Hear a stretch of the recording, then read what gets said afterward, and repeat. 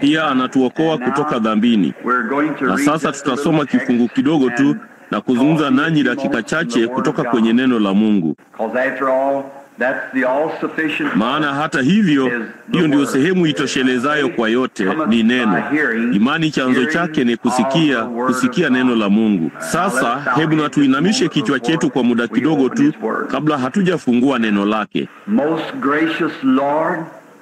Bwana uliye mwingi wa neema, tunafuraha asubuhi ya leo kwa ajili ya majaliwa tulionayo ya kusimama katika uwepo wako,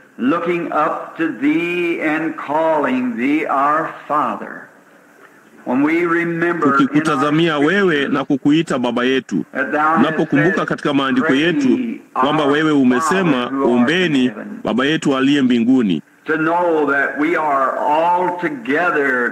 Kujua kwamba kwa jumla sisi ni wachafu kabisa, tulizaliwa katika dhambi, tukaumbwa katika uovu, na tukaja ulimwenguni tukisema uongo. Na mnyonge mwenye mashaka kama sisi, na hata hivyo kwa damu ya mwanao Bwana Yesu,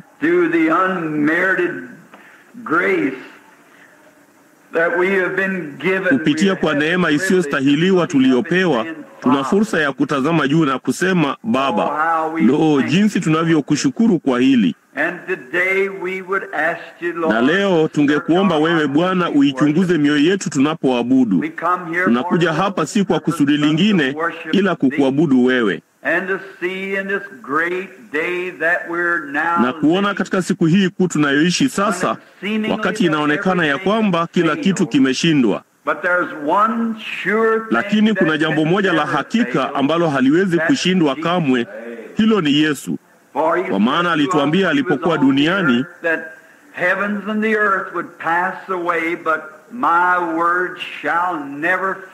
kwamba mbingu na nchi zingepita, lakini maneno yangu hayatashindwa kamwe. Ni hakikisho la jinsi gani tulilo nalo basi kuweka hatima ya milele ya nafsi zetu juu ya neno lake. Na sasa tumepewa sisi katika mfano wa kitabu kiitwacho Biblia, kufahamu kwamba kiliandikwa na Roho Mtakatifu na kinaweza tu kufasiriwa na Roho Mtakatifu.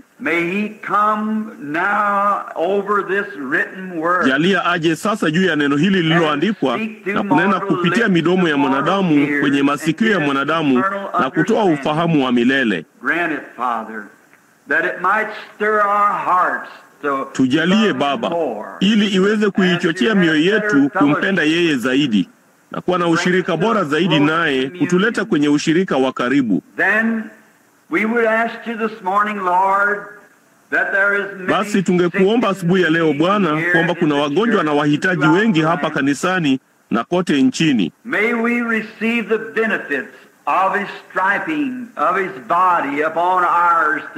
Na tupate faida za kupigwa kwa mwili wake juu yetu leo, kwa maana imeandikwa kwamba alijeruhiwa kwa makosa yetu, kwa kupigwa kwake sisi tuliponywa. Na kama Daudi wa kale alivyolia, ee nafsi yangu umhimidi Bwana, wala usizisahau fadhili zake zote, akusameheaye maovu yako yote, akuponyaye magonjwa yako yote.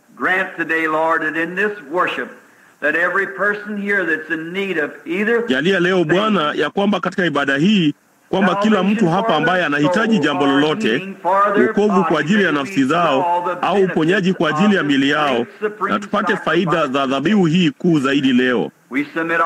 Tunajisalimisha kwako sasa Bwana, nasi tunaomba ya kwamba utanena kupitia kwetu na utasikia kupitia kwetu na kujibu maombi.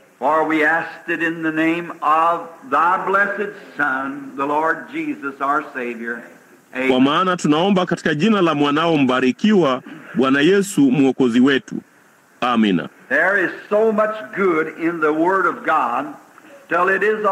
Kuna mengi mazuri sana katika neno la Mungu mpaka ni jambo gumu kwa mtu yeyote kuchagua maandiko fulani. Ninaposoma neno nitasema hili linasikika zuri sana, nitalipigia mstari. Halafu ninapoenda kwenye ibada inayofuata nitahubiri juu ya somo hili. Nami nitaketi chini kwa dakika chache, nami nitamsikiliza Roho anaponena. basi haitakuwa ila kidogo tu, mpaka nitakuwa nasoma mbele kidogo, nami nitapata kitu ambacho kinasikika bora zaidi. Nami nitalipigia hilo mstari na kusema, hili ndilo nitakalozungumzia nitakapoenda kanisani tena. Ndipo muda si muda, mnajua Biblia yangu imewekewa alama ya mambo fulani nitakayozungumzia nitakapoenda kanisani. That's how good the Lord is and how precious His word is to His saints. Hivyo ndivyo Bwana alivyo mwema na jinsi neno lake lilivyo la thamani kwa watakatifu wake. Na ni majaliwa makubwa jinsi gani tulionayo leo katika saa hii, na wakati inaonekana matumaini yote yametoweka, lakini hata hivyo kupata msingi mmoja thabiti wa uhakika, huo ni neno. Ilikuwa moyoni mwangu siku chache zilizopita, kama nilivyomwambia ndugu Neville, ama kumtumia habari kwa dada yetu Wood, kwamba ningezungumza asubuhi ya leo juu ya yale maandiko ya mkono ukutani. Ulikuwa ni ujumbe ambao Bwana alinipa kwenye gari moshi nikirudi kutoka California. Lakini katika ujumbe ulikuwa wa kusisimua sana, na saa kama hiyo mpaka ikiwaacha watu kupata mambo makuu, hata kwa Sputniki hii ya kisasa ambayo unasikia sana habari zake, imefunuliwa katika neno la Mungu.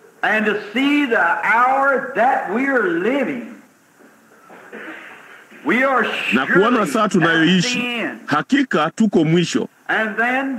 To leave the people in that condition, na kisha kuwaacha watu katika hali hiyo, halafu bila kuleta ujumbe mwingine wa kuufuatisha, kutoa matumaini ya kanisa, basi inawaacha watu kwa namna fulani wakishangaa na kuwafanya waingiwe na wasiwasi.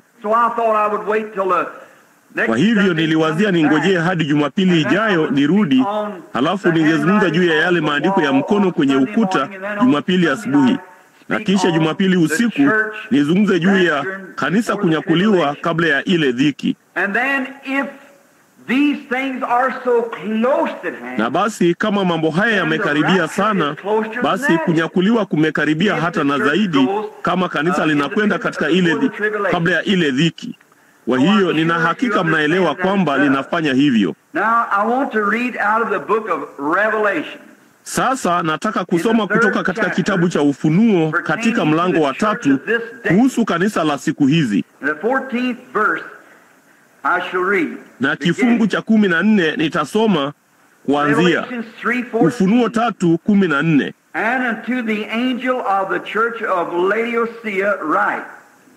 Na kwa malaika wa kanisa la Laodikia andika, haya ndiyo anenayo yeye aliye Amina, shahidi aliye mwaminifu na wa kweli, mwanzo wa kuumba kwa Mungu.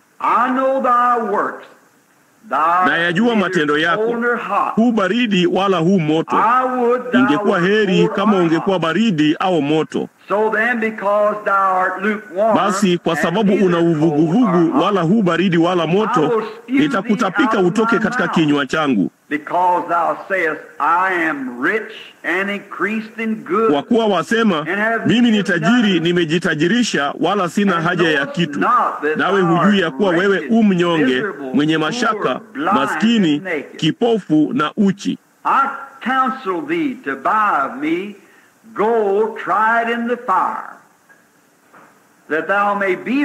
Nakupa shauri ununue kwangu dhahabu iliyosafishwa kwa moto, upate kuwa tajiri, na mavazi meupe upate kuvaa, aibu ya uchi wako isionekane, na dawa ya macho ya kujipaka macho yako upate kuona. Wote ni wapendao mimi na wakemea na kuwarudi.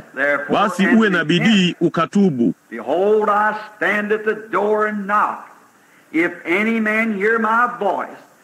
Tazama, nasimama mlangoni na bisha. Mtu akiisikia sauti yangu na kufungua mlango, nitaingia kwake, nami nitakula pamoja naye na yeye pamoja nami.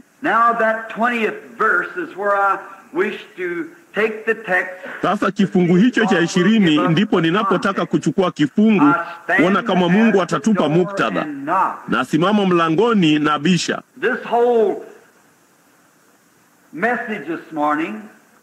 Ujumbe huu wote asubuhi ya leo ambao tumetoka kuusoma ni maneno ya Kristo mwenyewe baada ya kufufuka kwake, akinena na wakati wa mwisho wa kanisa. Kama tunavyoelewa, kulikuwa na makanisa 7 katika siku hiyo, makanisa 7 ya Asia. Kila moja lao lilikuwa na malaika, na hao malaika walitumwa kuyaongoza makanisa haya kote katika wakati. Na sasa tunaishia kwenye wakati wa mwisho wa kanisa Laodikia. Na ni jambo lisilo la kawaida kabisa kuona jinsi jambo hili linavyoshangaza asubuhi ya leo, jinsi linavyohusika na kanisa hili la siku hizi, kuona hali za watu vuguvugu na kutojali kanisani, na jinsi wanavyosema ati, lo, tuko kwenye programu kubwa, tunajenga kanisa la dola milioni 1 na kanisa letu linastawi, na wanachama wengi kuliko tulivyowahi kuwa nao. Mchungaji wetu analipwa vizuri zaidi, nasi ni bora zaidi kwa jumla. Ikiwa huo sio wito wa siku hizi, lakini hata hivyo Biblia ilisema uchi, maskini, mnyonge, kipofu. Hebu wazieni kama mtu akiwa uchi na maskini na mwenye mashaka na kipofu, wala hajui. Sasa kama angelijua, angejaribu kujiboresha, angekimbia kutoka mtaani akatafute nguo, angejaribu kujiboresha. Lakini ikiwa yuko katika hali hiyo wala hajui, ni jambo la kutisha jinsi gani. Sasa, na mbele ya hayo yote, hilo silo somo langu. I stand at the door and knock. Yesu alisema, nasimama mlangoni na bisha, na mtu yeyote akifungua mlango nitaingia kwake, nami nitakula pamoja naye, naye pamoja nami. Ni mwaliko wa jinsi gani kwa watu wanaoishi katika siku hizi kuona vituko hivi vya kutisha ambavyo tunavitazama sasa. Pamoja na mwaliko mtukufu kama huo, nitasimama mlangoni na kubisha, na mtu akisikia na kufungua, nitaingia kwake, nami nitakula pamoja naye, na yeye pamoja nami. Ni ushirika wa jinsi gani? Ni upendeleo wa jinsi gani? Ushirika wa jinsi gani? Kusimama mlangoni akibisha. Wakati yule msanii mashuhuri, siwezi kukumbuka jina lake kwa wakati huu, alipoichora ile picha ya Yesu akibisha mlangoni, picha yoyote kabla ya kuwa picha maarufu lazima ipitie kwenye ukumbi wa wakosoaji, watu ambao ni wasanii maarufu wanaoikosoa hiyo picha. Wanapata kasoro zote zilizoko ndani yake. Kwa hivyo baada ya picha hii maarufu kupitishwa kwenye ukumbi wa wakosoaji, aliulizwa mtu aliyeichora. Mkosoaji akasema, kuna kasoro moja tu ambayo ninaweza kupata na picha yako. Akasema, umesahau kuweka kia kwenye mlango. Ndipo mchoraji akasema, lo, hapana, huelewi. Kama kia kingekuwa upande wa nje, yeye angeinua kia na kuingia ndani. Lakini kia kiko upande wa ndani. Mtu aliye ndani hana budi kuinua kia.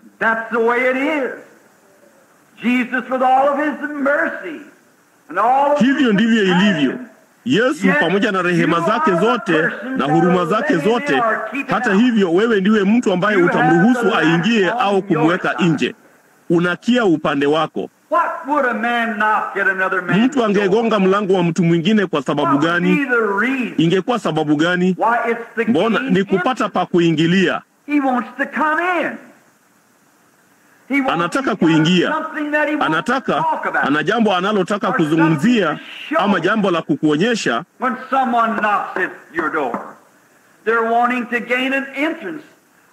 Mtu anapobisha mlangoni pako, wanataka kupata pa kuingilia ama ushirika mdogo ama jambo la kuzungumza nawe. Hiyo ndio sababu Yesu anabisha mlangoni.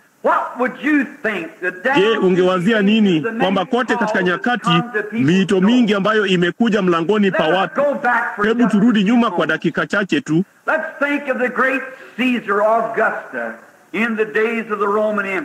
Hebu tumfikirie Kaisari Augusto mkuu katika siku za milki ya Kirumi.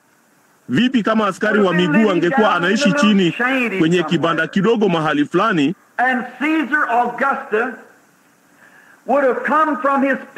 naye Kaisari Augusto angekuja kutoka katika jumba lake la kifalme na kushuka kwenye kibanda kidogo ambapo askari wake wa miguu aliishi na kubisha mlangoni?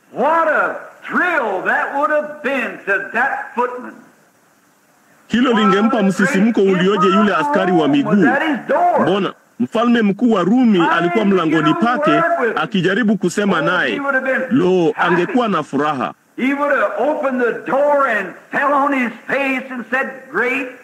Angefungua mlango na kuanguka kifudifudi na kusema, mfalme mkuu, ingia katika makao yangu duni, na chochote unachoona ambacho unataka ni chako. Hakika angekuwa na furaha sana kuwa na majaliwa kama hayo, kumkaribisha mfalme mkuu wa Kirumi katika siku zake. Yangekuwa ni majaliwa yaliyoje kwa mkulima katika siku za Adolf Hitler katika Ujerumani, kiongozi mkuu wa Ujerumani.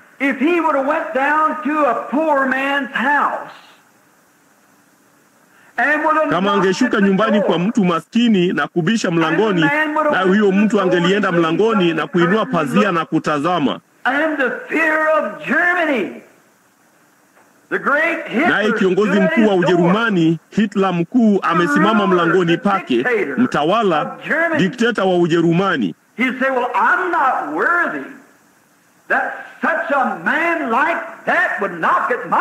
Angeweza kusema, vema, sistahili kwamba mtu kama huyo angebisha mlangoni pangu.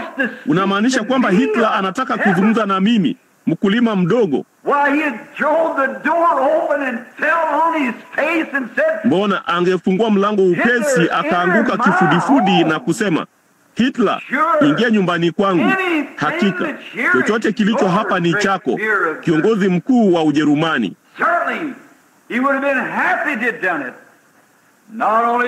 Bila shaka angefurahi kufanya hivyo. Si hivyo tu, bali angeheshimika kufanya hivyo, kuwazia kwamba Hitler angekuja mlangoni pake.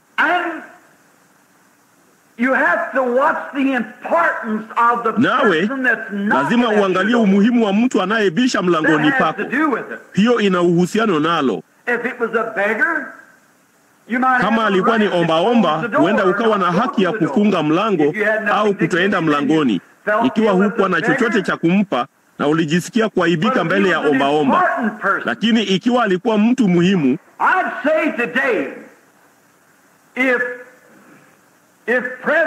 ningesema leo, kama Rais Dwight Eisenhower angeshuka hapa Jeffersonville leo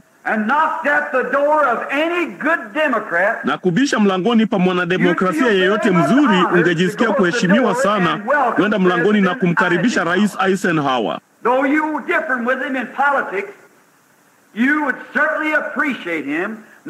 Ingawa unatofautiana naye katika siasa, bila shaka ungemthamini akibisha mlangoni pako. Kwa sababu gani? Yeye ni rais wa Marekani, ni mtu wa maana sana. Na ingawa unatofautiana naye katika siasa, ingekuwa ni heshima kwa mwanademokrasia yeyote katika mji huu au mji mwingine wowote kumkaribisha Rais Dwight Eisenhower kwa sababu ya umuhimu wake kama rais wa Marekani. Yeye ni mtu mkuu, mheshimiwa, na ana cheo cha heshima. Hivi majuzi tu kutoka Uingereza alikuja malkia. Alikwenda Canada, akaizuru Canada nzima.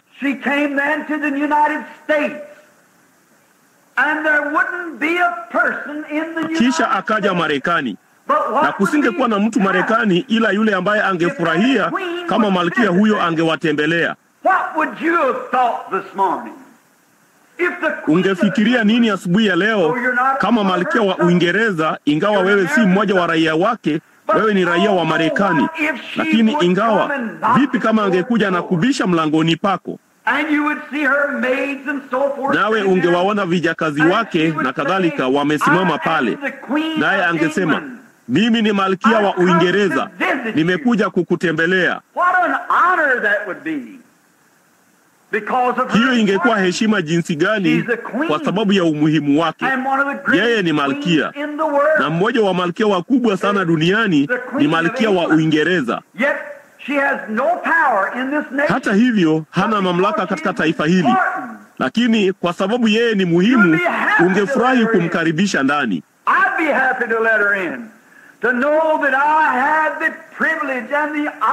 Ningefurahi kumkaribisha ndani, kujua kwamba nilipata majaliwa na heshima ya kumkaribisha malkia wa Uingereza.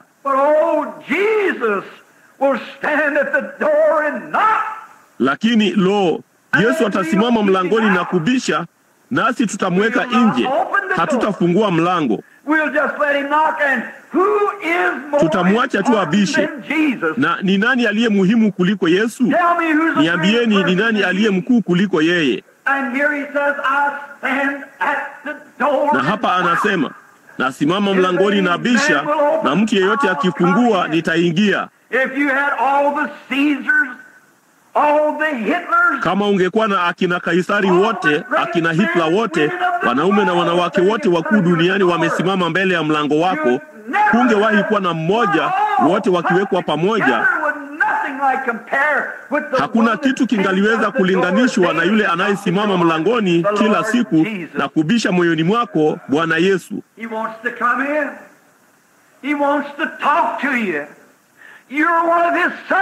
Anataka kuingia. Anataka kuzungumza nawe. Wewe ni mmoja wa raia wake. Uliumbwa kwa mfano wake. Wewe ni mwanadamu ambaye umeumbwa kwa mfano wa Mungu. Naye anatamani kuzungumza nawe. Yeye kamwe haendi tu kwa wakuu, watu mashuhuri. Anakuja kwa maskini na wahitaji. Mtu yeyote atakayeisikia sauti yangu na kufungua mlango, nitaingia na kuzungumza naye. Hebu fikiria inamaanisha nini asubuhi ya leo kwa mfalme wa utukufu. Kwa mimi niko aliye mkuu, kwa ajili ya yule aliyekuwa kwenye kichaka kilichowaka moto,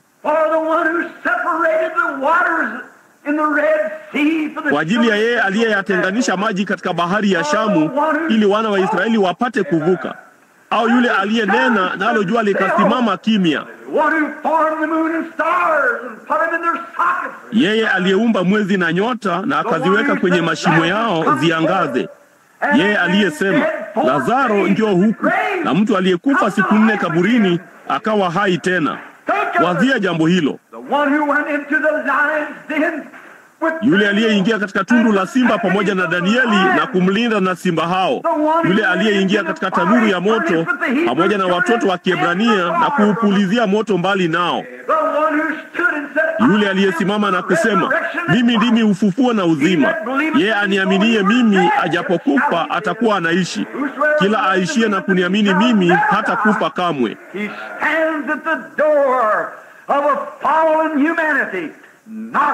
Anasimama mlangoni pa mwanadamu alianguka, akibisha na kujaribu kupata njia ya kuifikia nafsi.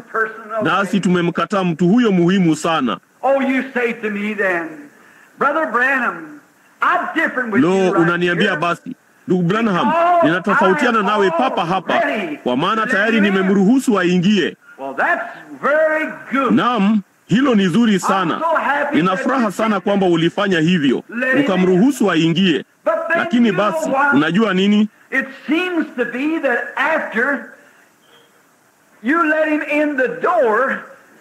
Inaonekana kwamba baada ya kumruhusu aingie mlangoni, una viumba vingi vidogo moyoni mwako. Nawe utamkaribisha mlangoni. Simama tu papa hapa, lakini usiikague nyumba yangu. Unaweza kuanzia kumwambia kiongozi mkuu kwamba angeweza kuingia, lakini hawezi kuikagua nyumba. Sasa kiongozi mkuu, unaweza kusimama hapa mlangoni, Bwana Hitler, lakini usiangalie kwenye chumba hiki. Usiangalie hapa. Nina siri ndogo ambazo sitaki uzijue. Hivyo ndivyo sisi wakati mwingine tunaojiita Wakristo tunavyomtendea Yesu. Unaweza kuingia ndani. Naam, ninaamini kwamba wewe ni mwana wa Mungu, lakini usiingilie biashara yangu. Mnaona? Huo ndio mstari wa hatari. Una sehemu ndogo dogo moyoni mwako, milango midogo inayoingia kwenye vyumba vidogo vya siri moyoni mwako. Wakristo wanavyo, na wengi wanaomruhusu Yesu aingie hawako tayari kumruhusu Yesu afanye apendavyo. Kwa jumla hajakaribishwa. Nikija nyumbani kwako na unikaribishe ndani, ninajisikia kama mimi ni ndugu yako, nami ninaweza kwenda popote ninapotaka.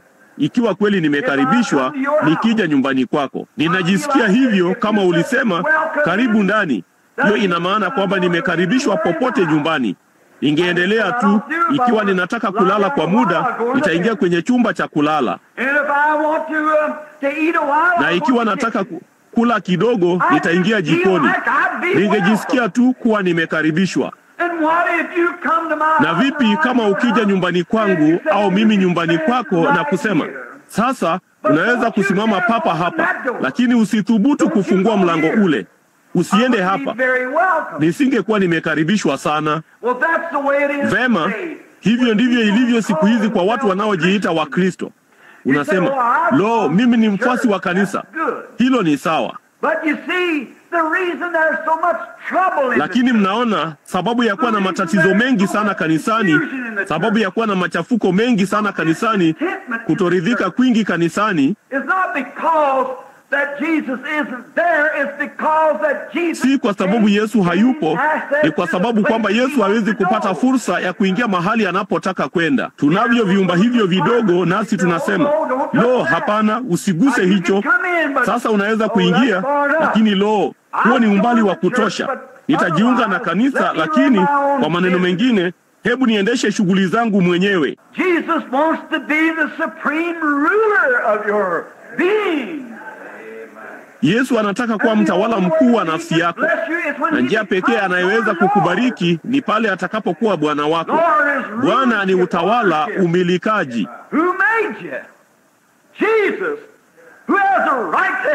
Ni nani aliyekuumba? Yesu.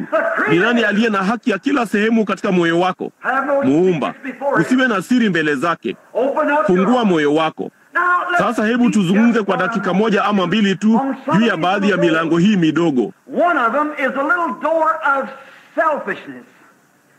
Mmoja wao ni mlango mdogo wa ubinafsi. No, tunauona huo sana katika moyo wa wanaokiri ni Wakristo. Ubinafsi. No, wewe, mimi, ni yangu na ya kundi langu. Maadamu iko katika dhehebu langu ni sawa. Lakini kama ni nje, kama si kanisa la Baptisti, ama si Presbiteri yangu, ama Pentekoste yangu, kama iko nje ya Assemblies ama kadhalika, haifai kitu.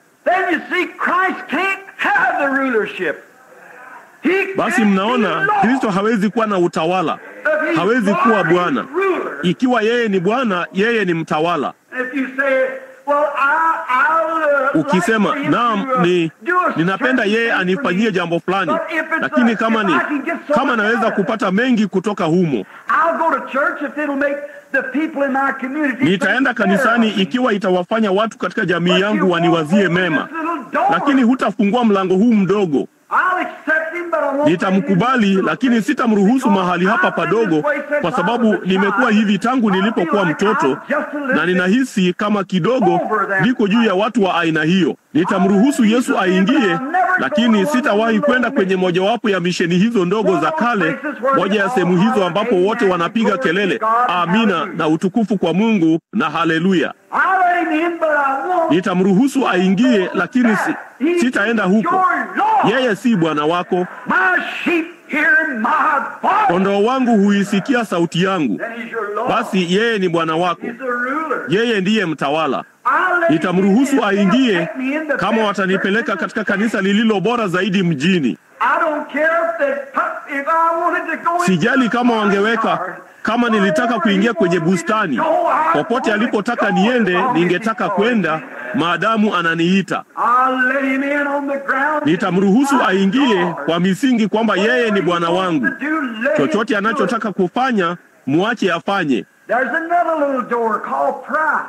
Kuna mlango mwingine mdogo unaoitwa kiburi. Lo, ni maskini mashetani weusi wa kutisha jinsi gani wametundikwa katika moyo huo wa kiburi,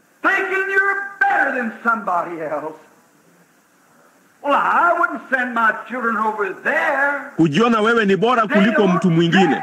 Vema, nisingewatuma watoto wangu huko. Hawavai ifaavyo. Watu wanaoenda huko hawako katika tabaka langu.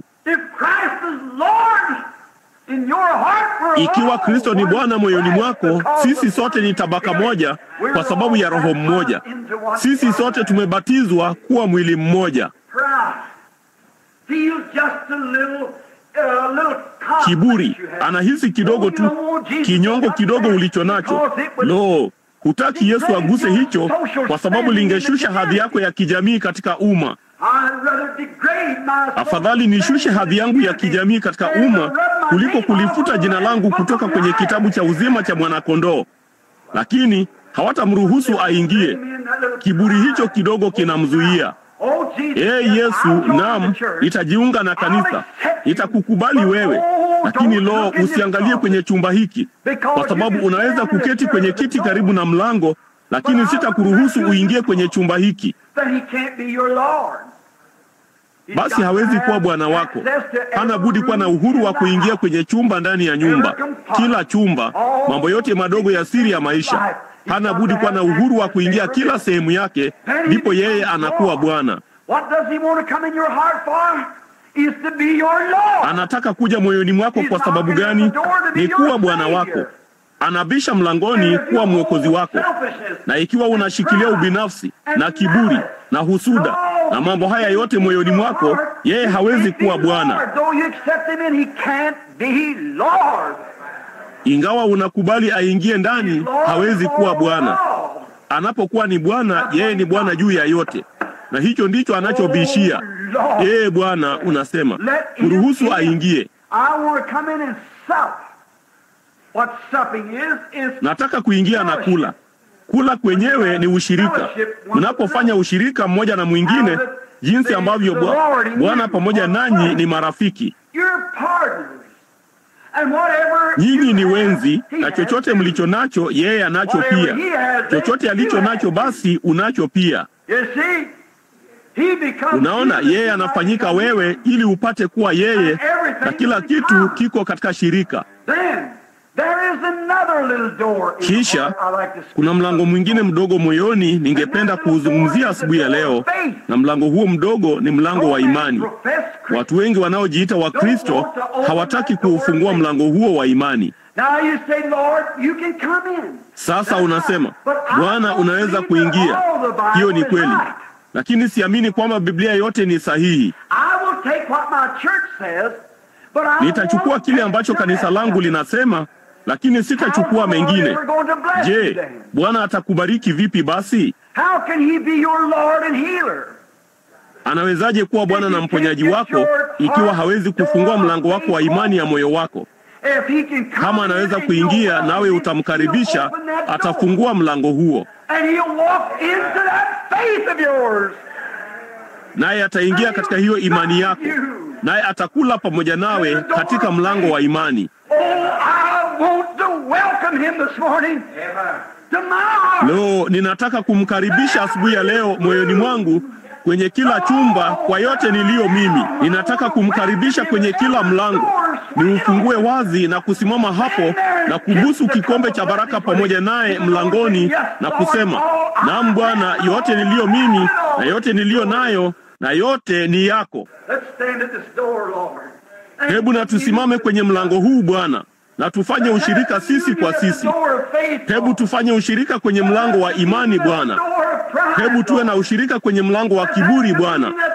Hebu tuwe na ushirika kwenye mlango wa ubinafsi Bwana. Niondolee yote Bwana. Imani. Lo, unasema nitajiunga na kanisa, lakini ninaamini ya kwamba siku za miujiza zimepita. Kisha unakataa kumruhusu Bwana aingie kwenye mlango wa imani na kujidhihirisha mwenyewe kwako. Lo, naam, unasema, lakini ndugu Branham, mimi ni Mkristo. Najua mpenzi, wewe ni Mkristo, nami ninathamini hilo kwa kumkubali Bwana, lakini unaishi chini ya majaliwa yako. Umeufunga mlango wako, unakimbia huku na huku na kadhalika, kwa maana huamini.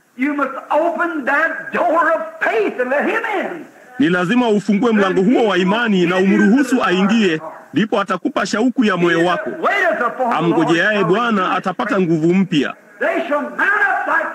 Watapanda juu kama tai, watapiga mbio wala hawatachoka, watatembea wala hawatazimia. Mkikaa ndani yangu na maneno yangu yakae ndani yenu, ombeni mtakalo nanyi mtapewa.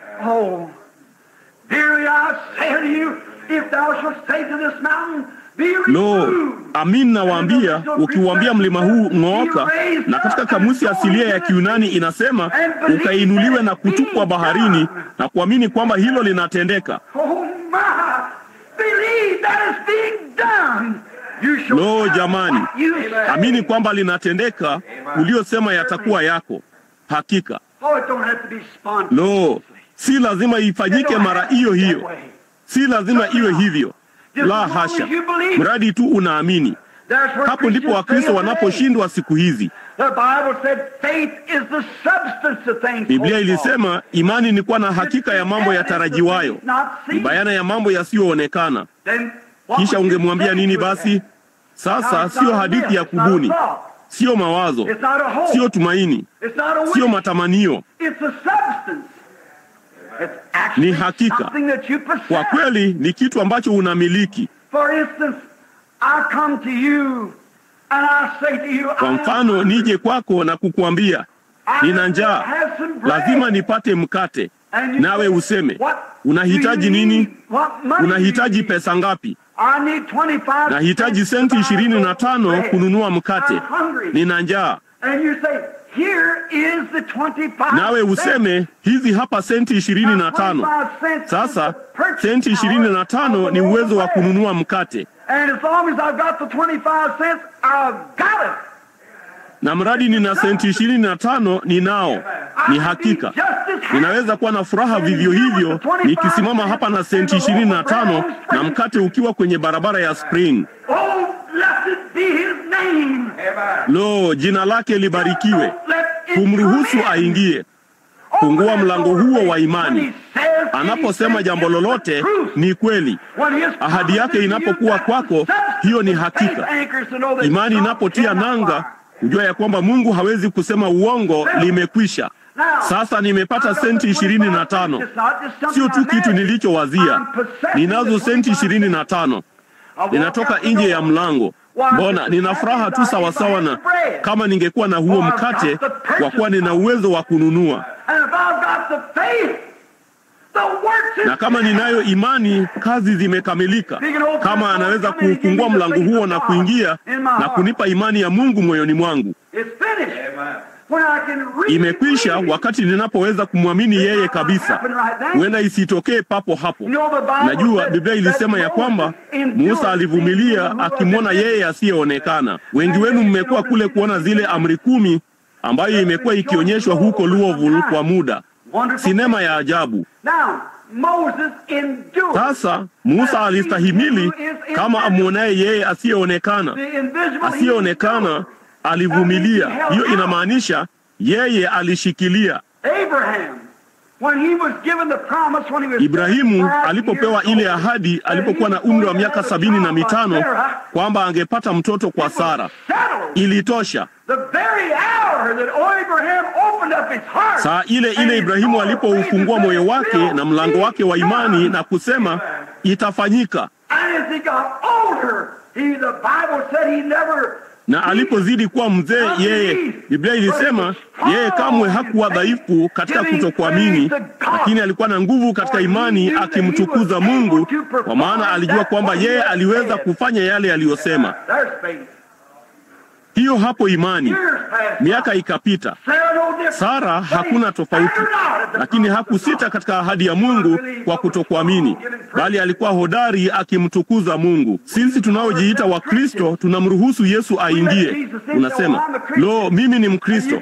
Nawe unaweza kuombewa au kupakwa mafuta au kufanya kile ambacho Mungu anasema ufanye, au anaweza kufanya muujiza fulani mbele yako na unaweza kuuona, na ikiwa hujaponywa mara moja, naam, ndivyo hivyo, si kuupata, itarudi wakati ujao.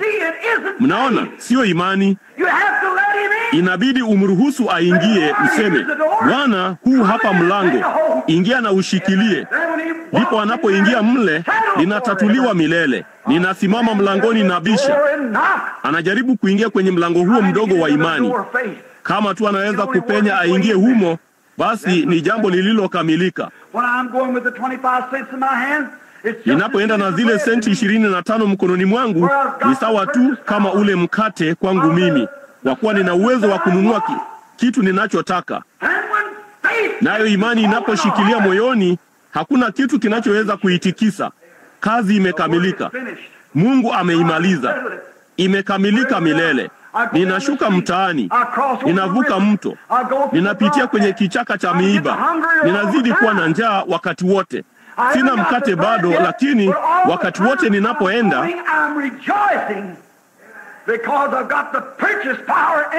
nina furaha kwa sababu nina uwezo wa kununua na hakikisho kwamba mkate ni wangu. Lo, jina lake takatifu na libarikiwe. Wakati mimi, kabla sijafika huko, ninaweza kushikwa na mkakamao. Nina njaa sana. Huenda nikashikwa na mpagao, mpaka ninajikakamua sana kwenda zangu kupitia vichakani kama mwenda wazimu. Lakini maadamu ninashikilia zile senti 25, mkate hauna budi kuja. Haya basi, mradi imani hiyo imetiwa nanga.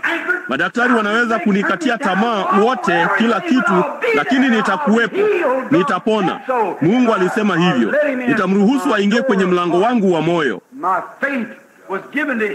Imani yangu alipewa yeye, naye akanipa ahadi, wala hakuna kitu kitakachoizuia. Iko hapo. Imani, mlango wa imani. Ni Wakristo wangapi wanaomzuia asiingie? Ni watu wangapi wa Kipentekoste wanaomzuia kuingia kwenye mlango huo wa imani? Ni Wabaptisti wangapi? Wapresbiteri wangapi? Wamethodisti? Mlango huo. No, kuna milango mingi. Mmoja zaidi nitauzungumzia, na huo ni mlango wa macho yako.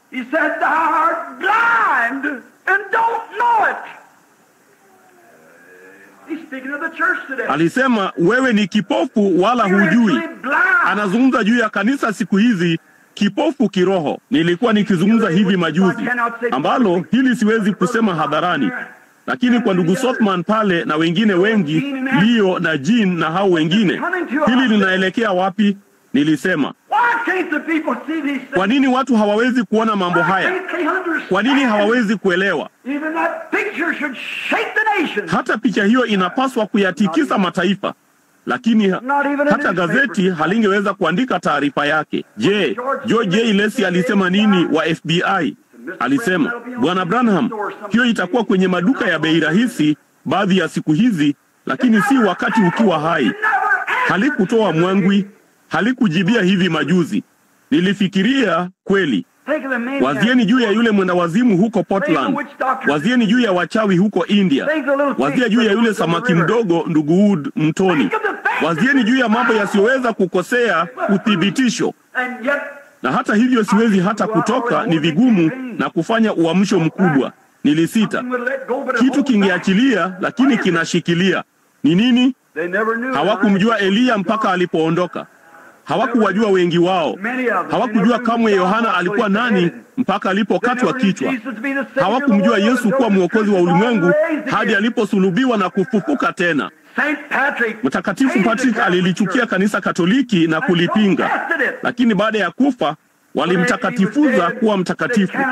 Hawakujua kamwe alikuwa mtakatifu mpaka alipokuwa amekufa na kuondoka. Hawakujua kamwe kwamba Mtakatifu Francis wa Asisi alikuwa mtakatifu. Alilipinga kanisa Katoliki. Alikuwa mhubiri anayetembea na Biblia chini ya mkono wake. Alishuka kwenda mtoni kuhubiri, nao maskini makinda wakwenzi wakipiga mayowe. Akasema, akina dada wadogo, nyamazeni, ninahubiri neno la Mungu. Nao wakanyamaza. Lakini hawakujua hilo mpaka alipokuwa amekufa muda mrefu.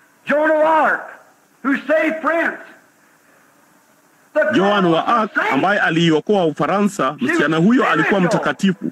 Alikuwa wa kiroho. Aliona maono. Alikuwa mwanamke wa kiroho. Alisikia malaika wakizungumza naye.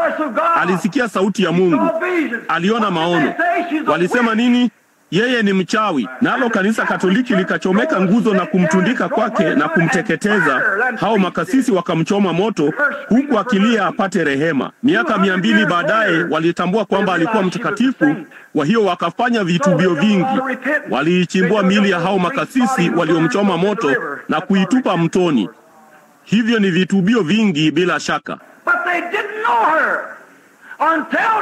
Lakini hawakumjua hadi alipokuja na kuondoka. Yesu alisema hawangeweza kuamini kwa sababu Isaya alisema wana macho na hawawezi kuona, masikio wala hawawezi kusikia. Ni jana usiku tu kwenye karatasi ya kwanza ya Biblia yangu, ambapo wakati fulani uliopita katika ono ambalo Bwana alikuwa amenipa, nami nikalinena kwa kanisa.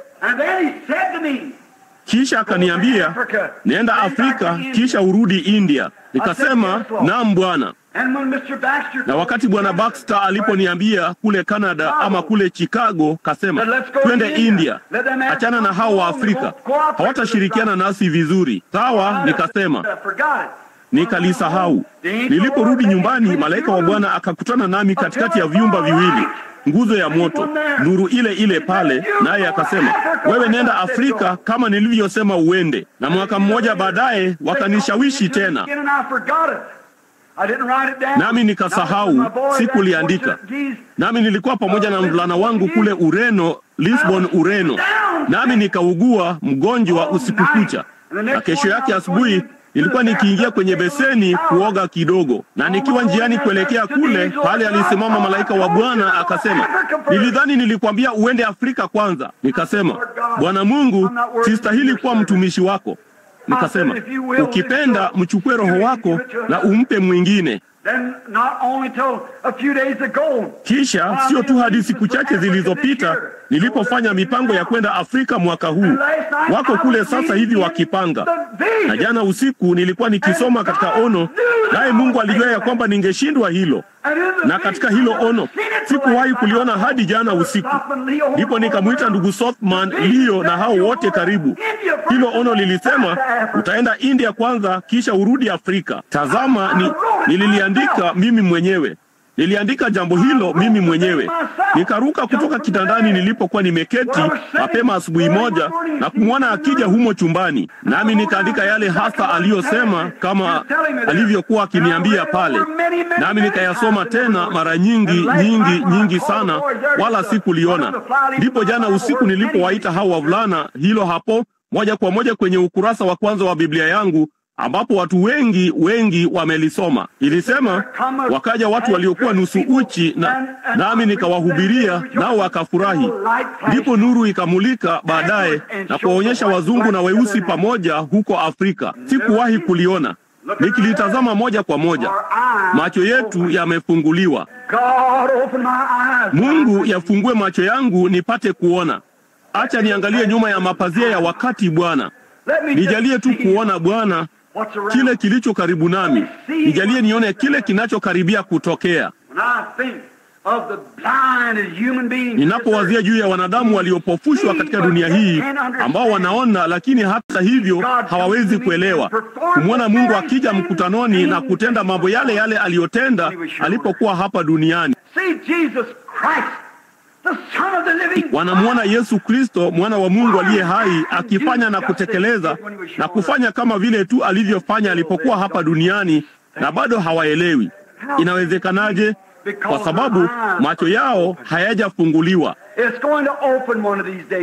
Yatafunguliwa moja ya siku hizi, rafiki yangu, lakini itakuwa imechelewa sana. Wakati huo muda utakuwa umeenda, nawe utashangaa tena. Unataka kuniambia hiki kwamba nani na kitu kama hiki kilikuwa hivi, wala sikujua. Inapita juu ya vichwa vyao, hawamshiki. Mnaelewa ninachosema? Inapita juu yao, ni moja kwa moja. Nanyi mnatazamia jambo fulani kuu litukie wakati ujao, wakati ni sasa hivi, nanyi mnashindwa kuliona. Mungu, ingia moyoni mwangu na ufungue milango ya macho yangu ili nipate kuona. Jinsi Kleopa na rafiki yake walivyotembea njiani siku moja wakitoka Emau ama wakienda Emau, naye akienda zake kule chini alizungumza nao, akatembea pamoja nao, akala pamoja nao, ndipo macho yao ya ufahamu yakafumbwa. Alipoingia ndani na wote wakanyamaza, alifanya jambo dogo walilotambua, ambalo hakuna mtu angaliweza kulifanya ila yeye. Hiyo ni baada ya kufufuka kwake. Na upesi Biblia ilisema macho yao yakafumbuliwa. Akafumbua macho yao, wakarudi njiani wakishangilia na kusema, hakika Bwana amefufuka, maana amekuwa nasi mchana kutwa. Macho yao yalifumbuliwa, walikuwa na ufahamu.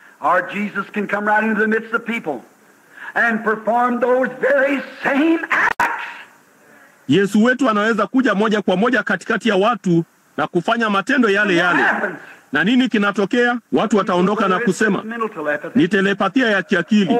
Lo, huenda akawa mwanamizimu ama mpiga ramli, jambo ambalo limetukia kwa njia hiyo.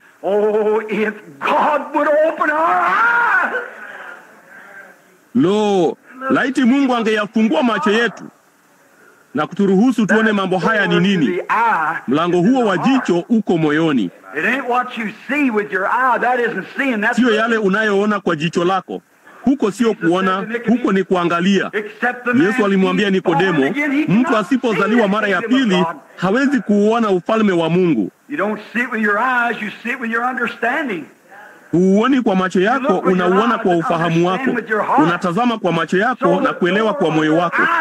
Kwa hiyo mlango wa macho yako uko moyoni mwako, kwa maana ni mlango wa ufahamu.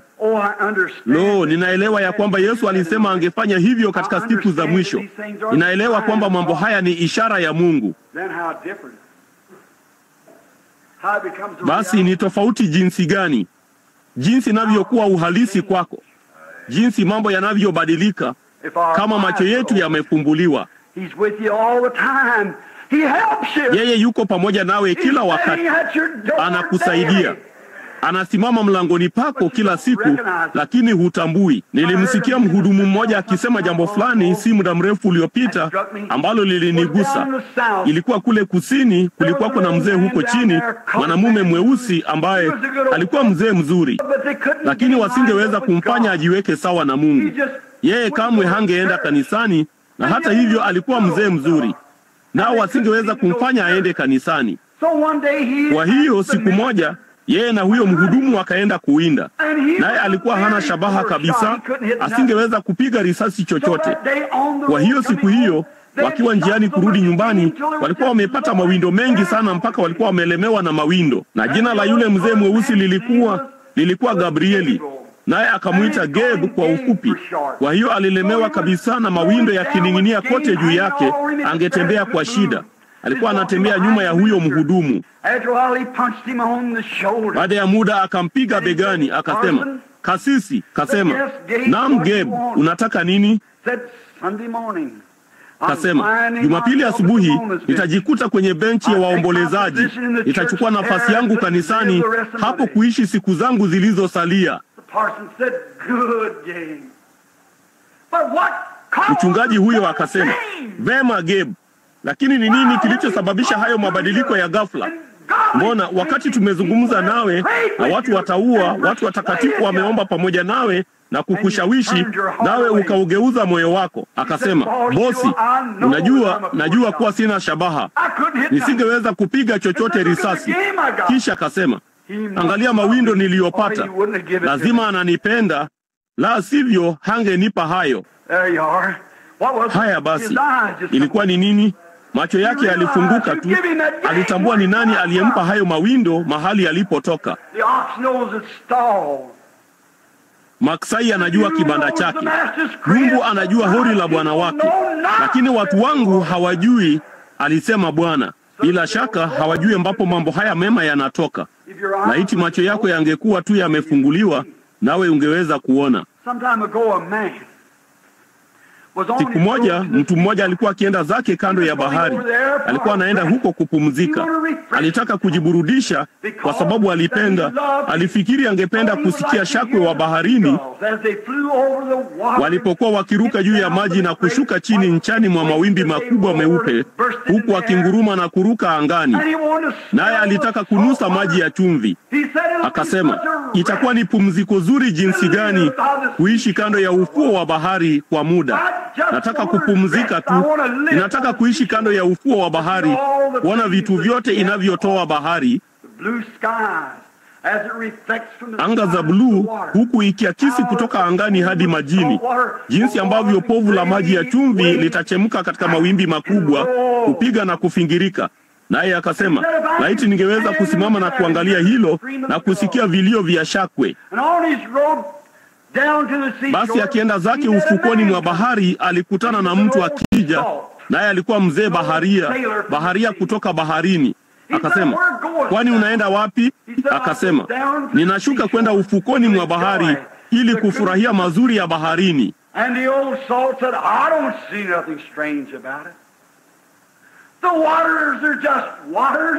Ndipo huyo mzee baharia akasema, sioni kitu cha kigeni hapo. Maji ni maji tu, anga ni anga tu, shakwe ni ndege mwingine tu. Unaona, alikuwa ameiona muda mrefu sana hadi ikawa ni kitu cha kawaida kwake. Haikumsisimua. Na hiyo ndiyo shida yenu watu. Mumeona wema na miujiza na mambo ya kiungu ya Mungu yakifanya na kutenda kazi mpaka inakuwa kawaida kwako. Huyatambui tena.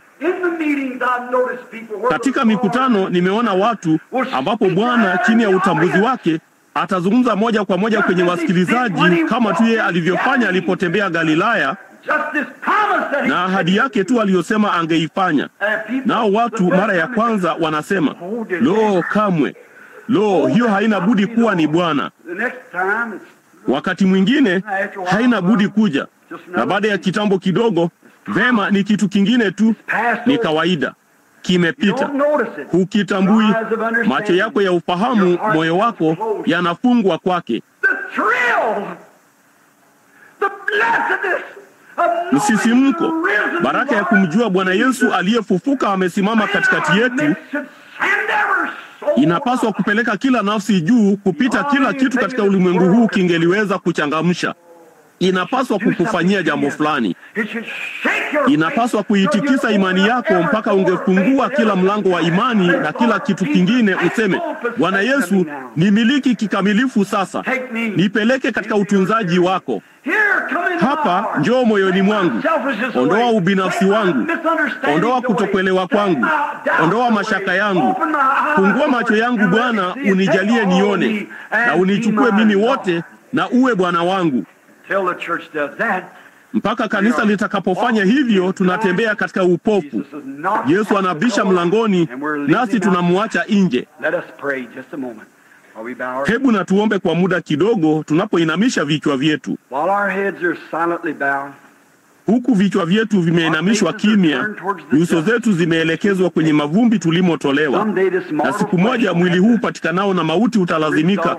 Matokeo yatarudi mavumbini. Unaweza kuwako na mtu kama huyo hapa asubuhi ya leo, ambaye hajapata kuufungua moyo wake kwa njia hii kwa Bwana Yesu, ambao mngemuinulia mikono yenu sasa na kusema, Yesu unirehemu. Mungu akubariki Bwana. Mungu akubariki. Mtu mwingine, Mungu akubariki ewe jamaa mdogo. Ninaufungua moyo wangu wakati huu. Sema, Bwana Yesu, nichukue wote, umilikaji kamili. Uwe Bwana wangu. Mungu akubariki Bwana. Uwe Bwana wangu. Mungu akubariki mama. Uwe Bwana wangu, Bwana wa fahari yangu, Bwana wa imani yangu, Bwana wa macho yangu, Bwana wa kuona kwangu, Bwana wa kusikia kwangu, Bwana wa shauku yangu. Mengi ya mambo haya ningeweza kuyazungumzia, lakini muda haungeruhusu. Uwe Bwana juu ya yote. Mungu akubariki mama. Nini tu? Mungu akubariki ndugu.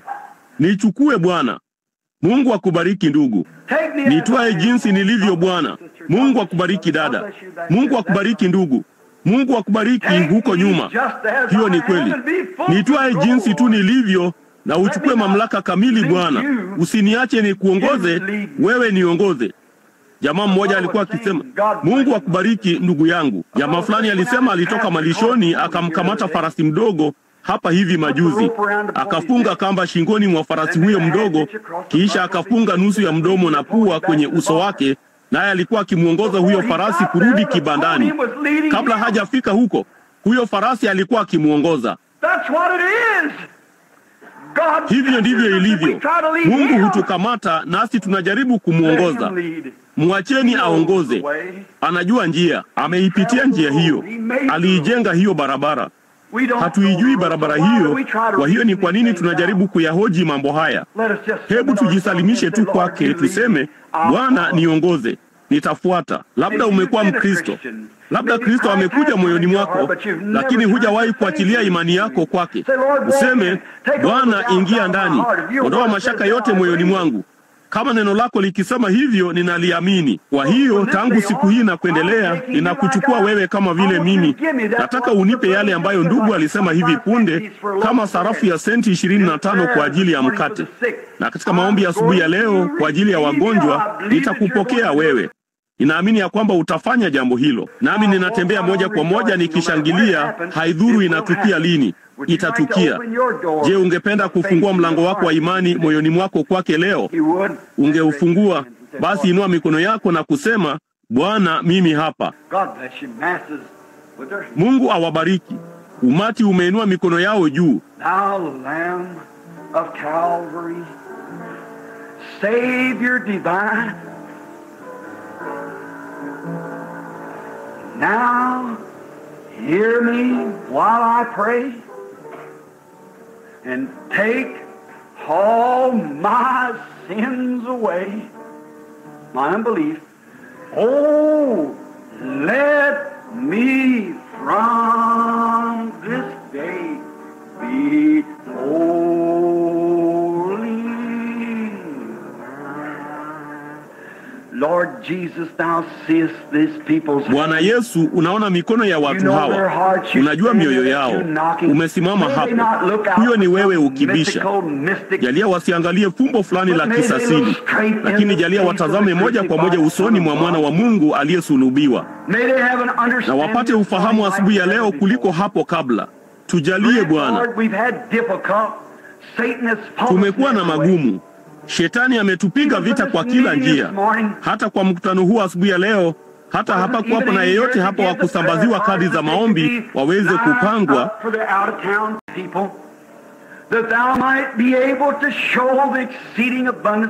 kwa watu walio nje ya mji, ili uweze kuonyesha wingi wa uwepo wako sawasawa na karama ya kiungu na mapenzi kwa nguvu zako mwenyewe zilizo kuu. Lakini wewe ni Mungu anayebatilisha mambo yote.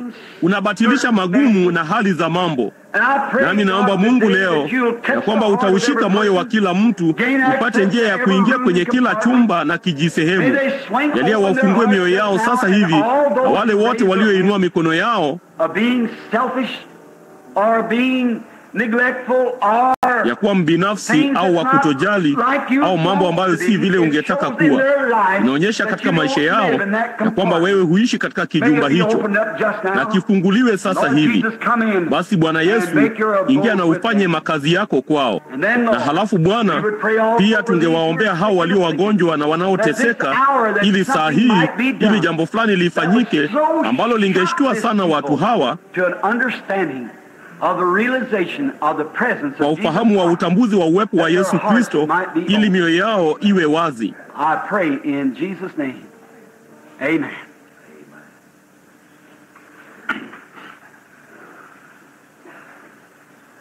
Ninaomba katika jina la Yesu.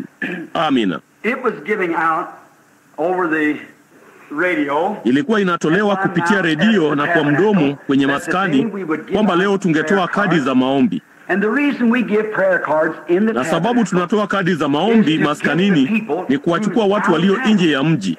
Mnaona kwamba watu walio hapa mjini tunawaombea kila siku ama nyakati hapa maskanini.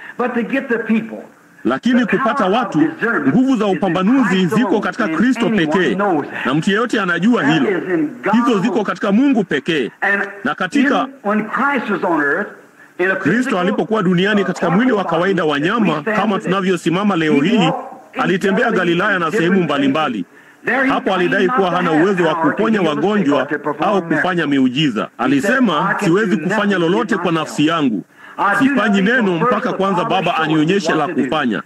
Yeyote anayejua maandiko, Yohana Mtakatifu 5, anajua ya kwamba hiyo ni kweli. Hakufanya miujiza yoyote mpaka Baba alipomwonyesha.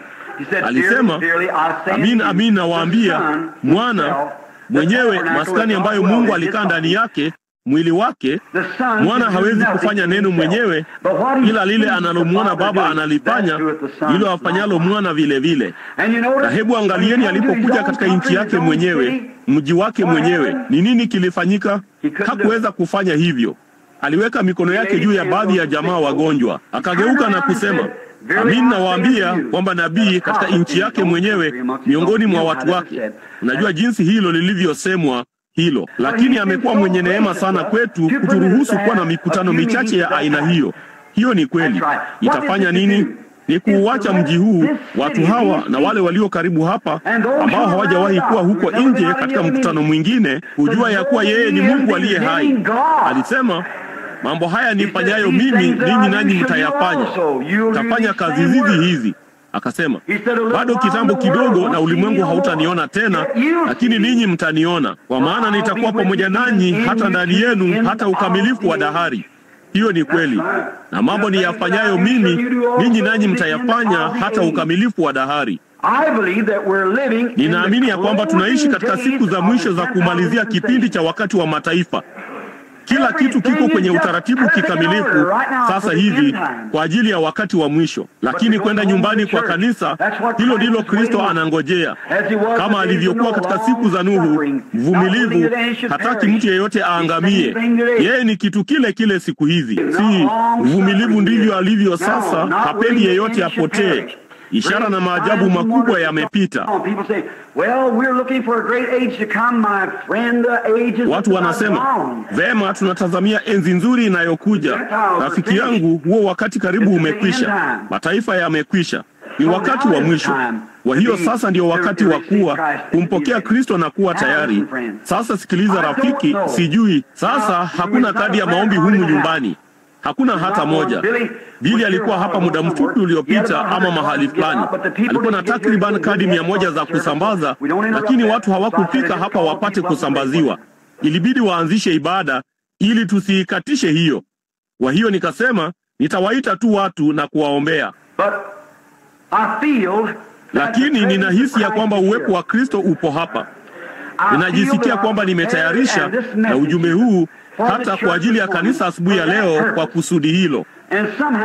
Na kwa njia fulani adui ametuzunguka kwa njia fulani, lakini ninaamini kwamba Kristo anaweza kumbatilisha adui endapo mioyo yetu iko pamoja naye. Na wengi wenu ninyi watu ambao mmeinua mikono yenu, bila shaka mara tu ibada hii inapoisha, wakati wito wa madhabahuni unapotolewa, na watakeni mje hapa na kumshukuru Mungu kwa yale ambayo amewatendea. Unapopokea imani, imani ni nini? Tungeweza kufanyiza mstari wa maombi hapa na kuwapitisha watu nusu dazeni ama zaidi. Upambanuzi huo una nguvu sana, nao ungekuja hapa jukwani nanyi mngeona. Nina umri wa miaka 48.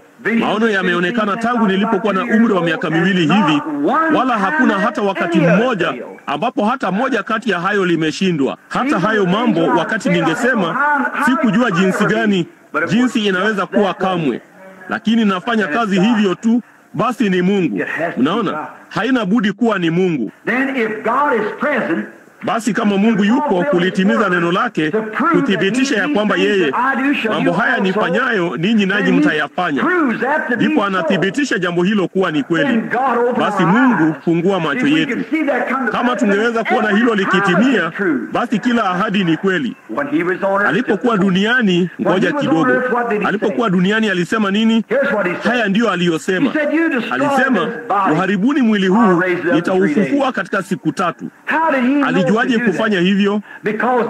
Kwa sababu Daudi nabii alisema, sitamwacha mtakatifu wangu aone uharibifu, wala sitamwacha kuiacha roho yake kuzimuni. Alijua alikuwa Masihi aliyetiwa mafuta. Alijua hiyo ilikuwa ndiyo nafasi yake. Na kwa kujua huo ndio ulikuwa msimamo wake. Sasa angalieni.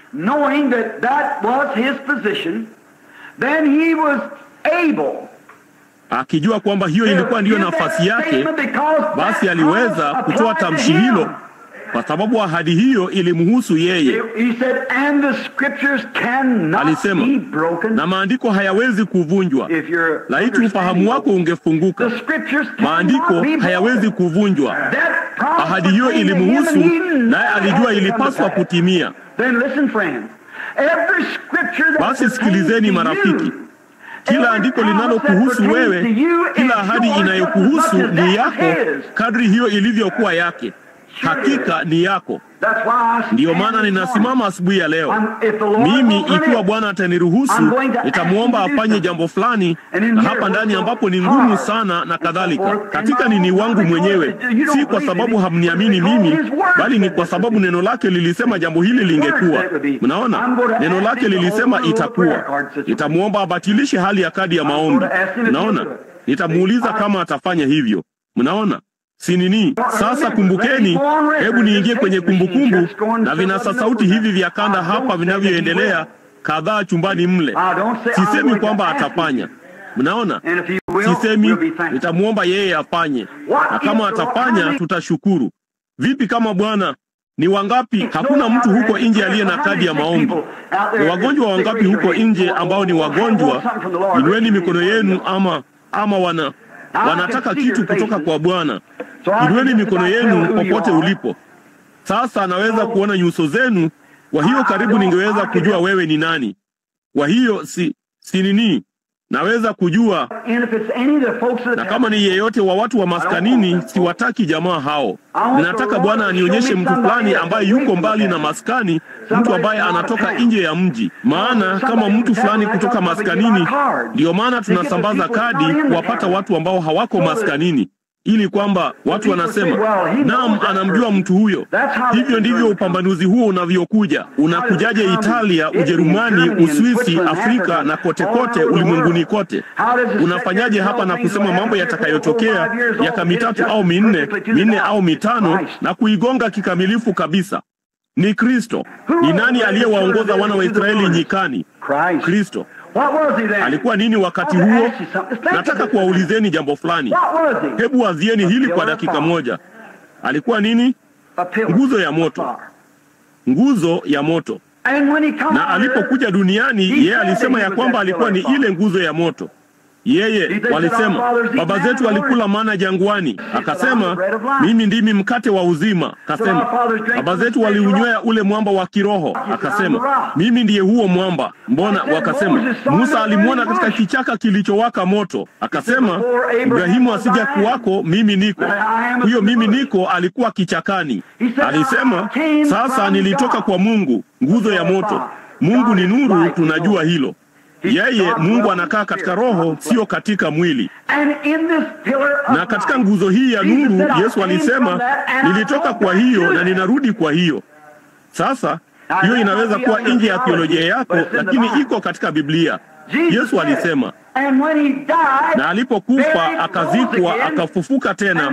Na wakati mtakatifu Paulo alipokuwa akienda zake Dameski kuwakamata wale watu, Yesu alimtokea tena katika nguzo hiyo ya moto na kumwangusha chini. Sasa ingewezekana mmoja angeweza kuiona na wengine wasingeweza kuiona. Hao watu waliokuwa pamoja na Paulo hawakuiona. Walisema, tulisikia kelele lakini hatukuona nuru.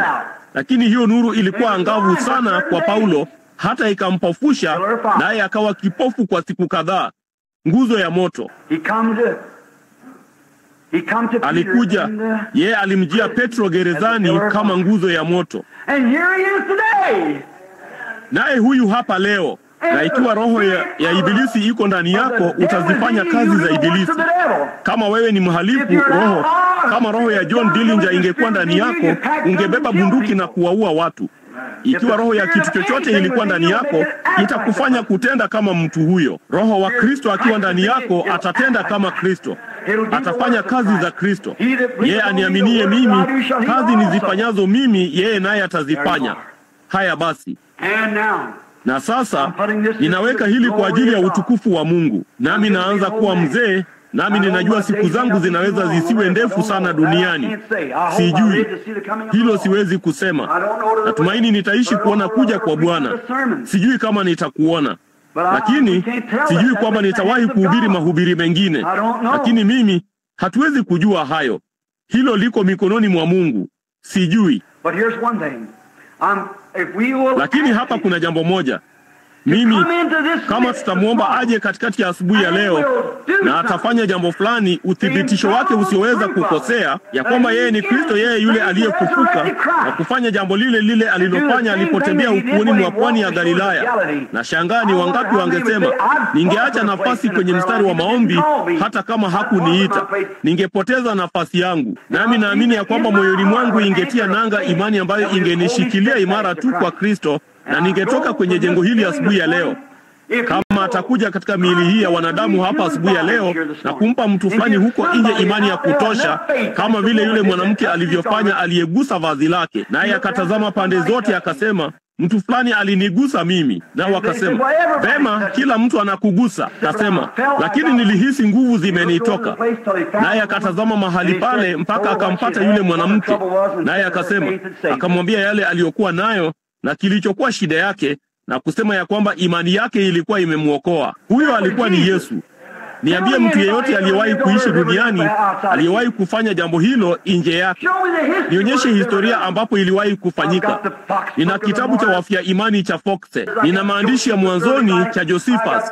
Nina nyakati za mwanzoni cha Pemberman. Nina Babeli 2 cha Hislop. Hakujawa na jambo lolote lililotukia kama hili mpaka siku hii. Hiyo ni kweli, kwa maana tuko kwenye wakati wa mwisho. Tuko kwenye wakati wa njia panda, na mataifa wanamalizia si muda mrefu mpaka tutakapokuwa makaa na majivu. Ninyi mpokeeni. Kama atafanya hivyo, sisemi ya kwamba atafanya. Asipofanya, tutaitisha mstari wa maombi. Kama atafanya hivyo, unaweza kusema, na ninajua mtu huyo hatufahamiani kabisa, na Mungu hufanya hivyo. Nitaamini kuwa Bwana Yesu yupo, naye atachukua kisa changu mikononi mwake. Nitaikabidhi pale, nami nitapokea kama zile senti 25. Nitaondoka hapa nikimshukuru Mungu kwa uponyaji wangu. Je, mtafanya hivyo? Inueni mikono yenu muone. Ni wangapi hapa ndani watasema utafanya hivyo? Inueni tu mikono yenu kila mahali. Hiyo ni ajabu. Lo, jamani. Sasa jiweke mwenyewe katika hali nzuri. Ufungue huo moyo. Sema, Yesu, kama umewahi kufanya kazi moyoni mwangu, fanya hivyo sasa. Ondoa kutokuamini kwote. Ngoja niamke hapa nijitikise. Je, ni kweli kwamba nimepitia kitu miaka hii yote na kukikosa? Je, nimekuwa nimefungiwa? No, naam, najua uko pamoja nami. Lakini je, nimekuruhusu ndani kila mahali kukuona? Kama unaweza kumwona asubuhi ya leo, imani itatia nanga na magonjwa yatatoweka. Utakuwa mzima. Amini sasa. Jamani, natumai utaamini. Mungu tujalie, ndilo ombi langu. Sasa kabla hatujafanya hivyo, na tuombe.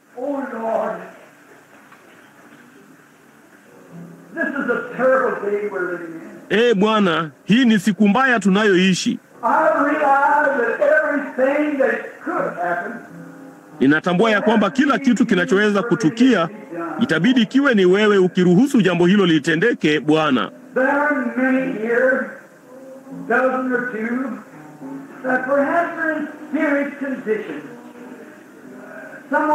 Kuna wengi hapa, dazeni moja au mbili, ambao labda wako katika hali mbaya, mtu ambaye hatapona ikiwa si kwa ajili yako. Nami naomba ya kwamba utatujalia baraka hii.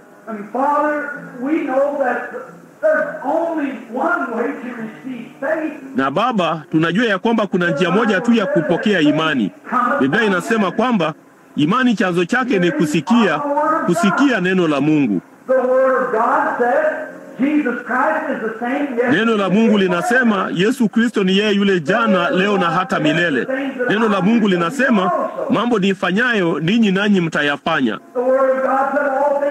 Neno la Mungu lilisema mambo yote yanawezekana kwa hao waaminio. Na Bwana Mungu, tunajaribu kuingiza imani katika mioyo ya watu, kufungua milango yao ili wapate kuona na kujua wema wa Mungu kuruhusu mambo haya kuwa.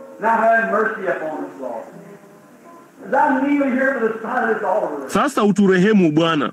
Ninapopiga magoti hapa kando ya ubao huu wa madhabahu, Mungu wa rehema, utuhurumie. Ninaomba kwa ajili ya kila mtu hapa ndani Bwana, kwa ajili ya watu wa maskanini, kwa ajili ya watu wanaotoka nje ya mji, kwa ajili ya wote. Umesema kuomba kwa imani kutamwokoa mgonjwa huyo. Mungu atawainua, na ikiwa wamefanya dhambi watasamehewa. Nasi tunatambua ya kwamba watu wanaopokea jambo lolote mbali na neno halidumu sana.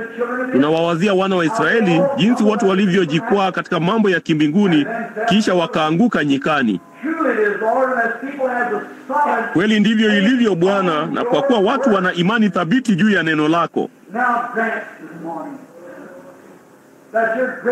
Sasa jalia asubuhi ya leo ya kwamba uwepo wako mkuu utajalia haya tunayoomba Bwana, ili watu wapate kujua na kuona utukufu wa Mungu. Na jalia kila mtu aliye humu ndani sasa, jalia kitu kingine, imani ishuke kupitia mikondo ya Roho wa Mungu na kuipaka mioyo yao mafuta sasa hivi, na macho yao yakafunguka, kwamba watakapoondoka kwenye jengo hili leo, kwamba wangesema, je, mioyo yetu haikuwaka ndani yetu? Kwa maana tuliona utu wake uliofufuka. Tumeshangaa, lakini sasa tunaelewa. Mungu, fungua mlango wao sasa wa imani na uingie ndani, na uwafunulie na uwajulishe njia zako na mapenzi yako. Nisaidie Bwana. Mimi ni maskini raia duni wa ufalme wako. Mimi sistahili, na ninaomba msamaha wa dhambi zangu mwenyewe, mashaka yangu mwenyewe, na hofu na makosa na kutojali na yote ambayo nimefanya. Bwana, nisamehe na unisaidie niwe mtumishi wako mchangamfu, mzuri sana, nipate kulitukuza jina lako mbele ya ndugu zangu. Katika mambo ambayo sina nguvu ya kuyafanya, nipe nguvu Bwana. Sio kwa utukufu wangu, hakika Bwana, miaka hii yote umenijaribu. Naomba kwamba nipate neema moyoni mwako asubuhi ya leo, ili nipate muda kidogo wa ushirika na kula pamoja nawe. Tujalie Bwana. Ninaomba ya kwamba utanisaidia sasa.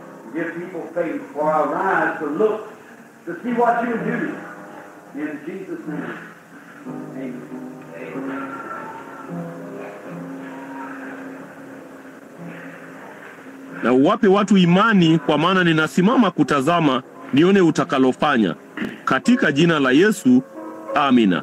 Don't doubt, just believe, for all things are possible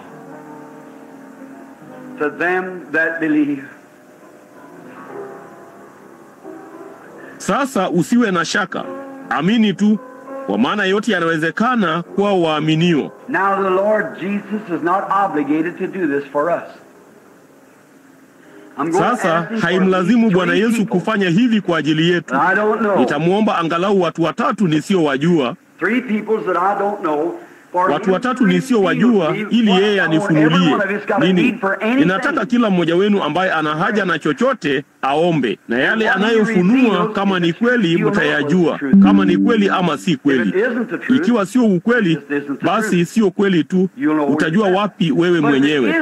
Lakini ikiwa ni kweli, basi ukumbatie na kuupokea. Angefanya nini kama angelisimama hapa asubuhi ya leo? Vipi kama yeye alisimama hapa niliposimama, akiwa na mwili kama ninaosimama ndani yake? Kama ungesema, Bwana Yesu, nahitaji uponyaji, unafikiri angesema nini? Angesema, naam, nilifanya hivyo kwa ajili yako nilipokufa kwa ajili yako. Ni wangapi wanaojua huo ni ukweli? Hakika tayari umekamilika. Basi ni nini kingekupa imani zaidi? Ili mimi na ndugu Neville tuje tuombe na kukuwekea mikono, kukupaka mafuta. Biblia inasema hivyo. Fanya hivyo, hilo ni jema. Tunaamini hivyo. Wakati mwingine hata hawapaki mafuta. Mara nyingine wao tu wana upambanuzi na kupata pepo wabaya na kuwatoa. Wakati mwingine hiyo inafanywa kwa njia hiyo, na wakati mwingine hufanywa tu. Yesu alipotembea, sasa kile hicho ndicho alichowapa mitume. Hivyo ndivyo mitume walivyofanya, na mara nyingi walifanya kwa njia tofauti. Sasa ni ipi ambayo ingefaa zaidi? Kwa kuwa tumekuwa na mikutano mingi hapa, ni ipi ingefaa zaidi sasa? Kumwacha tu Bwana Yesu ashuke na kujithibitisha mwenyewe ya kwamba yuko hapa katika ulimwengu huo wa kimbinguni. Je, kuna watu humu jengoni ambao mnajua kwamba sijui una shida gani au wewe ni nani? Inueni mikono yenu kama wapo. Watu katika jengo wanaojua ya kwamba siwajui, inua tu mkono wako. Naam Bwana. Nadhani ni kila mahali. Vema. Sasa Bwana, ni juu yako Bwana. Sasa hayo ndiyo yote ninayoweza kufanya. Na Baba Mungu, ninaomba ya kwamba utalijalia ili watu hawa waweze katika dakika 10 zijazo, wengi wamiminike madhabahuni, huku mioyo yao ikiwa imefurika kuona. Fungua macho yao Bwana. Jalia, fungua macho yao kama wale waliokwenda Emau. Walitembea na wewe siku nzima na hawakukujua. Lakini ulipofanya jambo ambalo walijua hakuna mtu mwingine angeweza kufanya ila wewe, walitambua ya kwamba ilikuwa ni wewe. Hiyo ilikuwa baada ya wewe kufa, kuzikwa na kufufuka tena. Sasa Baba, jalia jambo lile lile siku hii miongoni mwa watu hawa. Na Biblia ilisema 3 wangekuwa shahidi. Kwa hiyo ninaomba Mungu uthibitisho utafanywa asubuhi ya leo without being brought to the platform. It's all in your grace. Let it be done, Lord. Mbele ya watu bila kuletwa jukwani. Yote ni katika neema yako na lifanyike Bwana. Naomba kwa ajili ya Yesu na katika jina la Yesu. Amina. I know this is a strenuous moment for you. What about me? Najua huu ni wakati mgumu kwenu. Vipi kuhusu mimi? Lakini kile ninachohubiri ninaamini. Ninachohubiri ninatekeleza kwa neema ya Mungu, ninatekeleza. Mungu awe pamoja nami kunisaidia mpate kujua ya kwamba sisemi mambo haya kwa nafsi yangu mwenyewe. Macho yako yafumbuke na useme, vema, nilimjua ndugu Branham muda mrefu, nimeona hili, lakini ninawaambia haidhuru yeye ni nani, anaweza kuwa mwana wa Charles Branham ama kadhalika namna hiyo, lakini najua jambo moja, Mungu alifanya jambo fulani kupitia kwake. Basi mtazame Mungu. Usimtazame huyo mtu. Mungu hataki kunionyesha mimi, anataka kujionyesha mwenyewe. Ni yeye. Sasa laiti ono litakuja.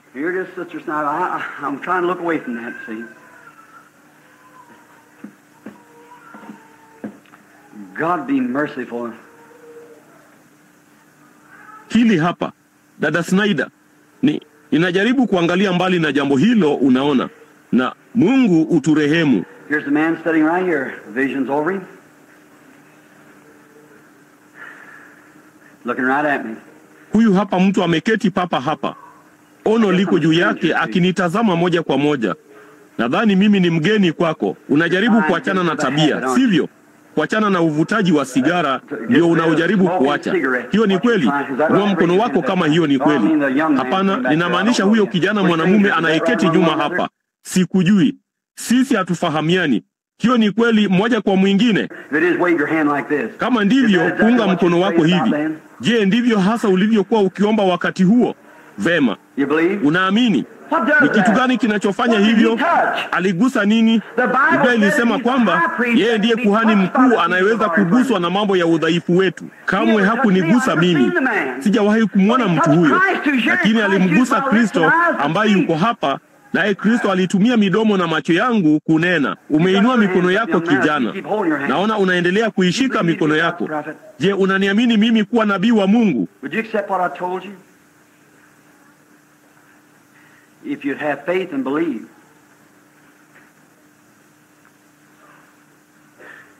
Je, utakubali nilichokuambia?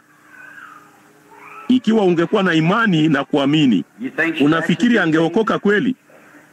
Msichana rafiki yako unamuombea, sivyo? Unataka aponywe pia, sivyo? Ikiwa hiyo ni kweli, simama kwa miguu yako. Wewe, hiyo ni kweli, sivyo? Sasa muamini Mungu nawe utalipokea. Hatufahamiani kijana. Sijawahi kukuona. Hivi hatufahamiani? Inua mikono yako yote miwili juu kama hatufahamiani. Sijawahi kukuona maishani mwangu. Hujawahi kuniona.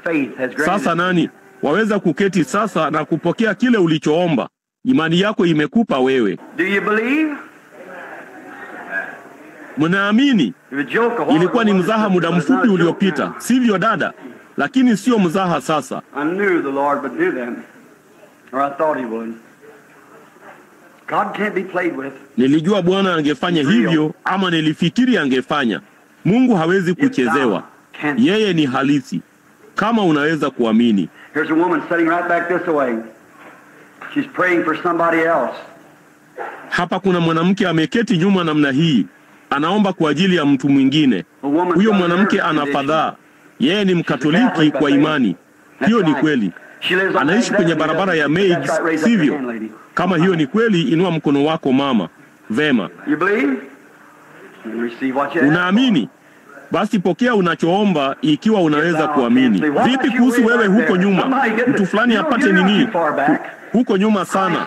Kristo anajua hasa mahali unapoketi. Inakupa changamoto katika jina la Yesu kuamini sasa. Yuko hapa. Roho wake yuko hapa. Nguvu zake ziko hapa. Hapa ameketi mwanamume anayeketi kule nyuma kabisa, ananitazama sasa. Amevaa tai ya kijani, suti ya kijivu, kitu kama hicho. Anaomba pia. Anataka kuponywa aina fulani ya ugonjwa wa watumbo tumboni na matumbo. Hiyo ni kweli. Wewe unaeketi hapo nyuma. Hebu nikuambie wewe ni nani. Ulikuwa kwa daktari jana naye akakuchunguza. Hiyo ni kweli. Sikujui unajua hilo, lakini Mungu anakujua. Imani yako ilikuokoa Bwana. Mungu aliye hai asifiwe. The lady sitting right behind him in the next row, about 3 back in there. They're praying for your mother-in-law. Cripple condition. Huyo mama aliyeketi moja kwa moja nyuma yake katika safu inayofuata kama 3 huko nyuma. Hapo ukimwombea mama mkwe wako, hali ya ulemavu. Kama utaamini, sawa. Una jamaa mdogo ameketi pale, ameinua mkono hadi kinywani akinitazama nyuma kabisa kuelekea nyuma. Ameweka mkono wake kinywani mwake. Anaomba. Kuna roho ya huzuni inayomzunguka. Anapangusa macho yake. Naweza tu kuona kijana anamwombea mtu fulani. Huyo ni jamaa yake. Mwanaume huyo amekuwa kwenye hospitali ya vichaa. Ni jamaa mdogo. Ni shemeji, ugonjwa wa fadhaa, ugonjwa wa kiakili. Hiyo ni kweli Bwana. Kuwa na imani na Mungu atakushindania. Ninatoa changamoto kwa imani yenu katika Kristo. Je, mnamwamini? Hao ni 3. Hao ni zaidi ya hiyo, sivyo? Sasa mnaamini? Imani yako imetulia. Moyo wako umefunguka. Inua mikono yako ikiwa moyo wako umefunguka. Je, mlango uko wazi? Basi hebu na tuinamishe vichwa vyetu. Lord, come near now, blessed Jesus. Bwana, njoo karibu sasa, Yesu mbarikiwa. Mungu, ninakushukuru wewe Baba kwamba ulitujalia baraka hizi. Ili watu waliopo sasa watajua ya kwamba haikuwa ni mtumishi wako. Ilikuwa ni Mungu wa mbinguni ambaye ametuheshimu asubuhi ya leo kwa kuja katikati yetu na kuruhusu jambo kama hilo lifanyike. Ukithibitishia kizazi hiki cha mataifa kabla hakijafutiliwa mbali kutoka duniani ya kwamba wewe ndiwe Masihi. Wewe ni Bwana Mungu wa mbinguni. Uko hapa, Bwana.